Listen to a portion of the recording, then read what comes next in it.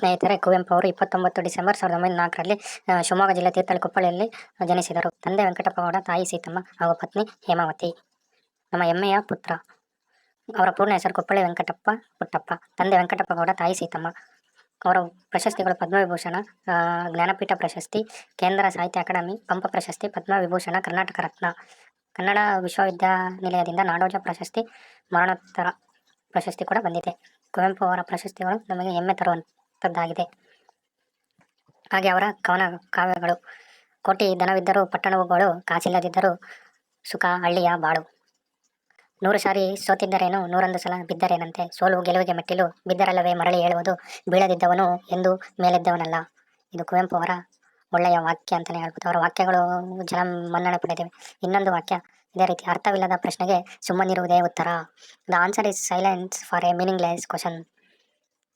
ಅದೇ ರೀತಿ ಕುವೆಂಪು ಅವರು ಹೇಳ್ತಾರೆ: ಹೋಗುವೆನು ನಾ ಹೋಗುವೆನು ನನ್ನ ಒಲಮೆಯ ಗೂಡಿಗೆ, ಮಲೆನಾಡಿಗೆ, ಮಳೆಯ ಬೀಡಿಗೆ, ಸಿರಿಯ ಚೆಲುವಿನ ರೂಢಿಗೆ.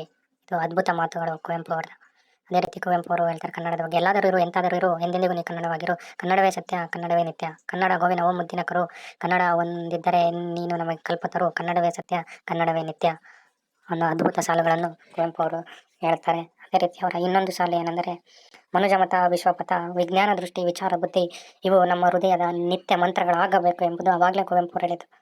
ಕುವೆಂಪು ಅವರ ವಿಚಾರ ಎಷ್ಟು ಅರ್ಥಪೂರ್ಣ. ಮನುಜಮತ, ವಿಶ್ವಪಥ, ಸಮನ್ವಯ, ಪೂರ್ಣ ದೃಷ್ಟಿ ಇವು ಪಂಚಮಂತ್ರ ಮುಂದಿನ ದೃಷ್ಟಿಯಾಗಬೇಕಾಗಿದೆ.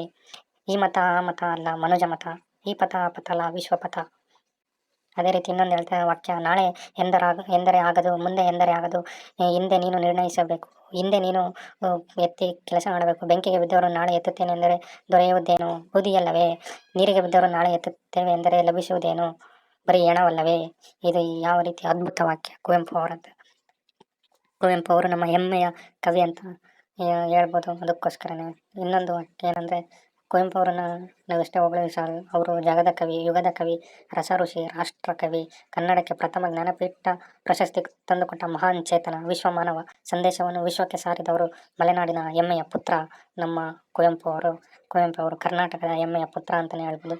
ಕರ್ನಾಟಕಕ್ಕೆ ಒಂದು ರತ್ನ ಅಂದರೆ ತಪ್ಪಾಗಲಾರದು. ಕುವೆಂಪು ಅವ್ರನ್ನ ನಾವು ಸ್ಮರಿಸೋಣ.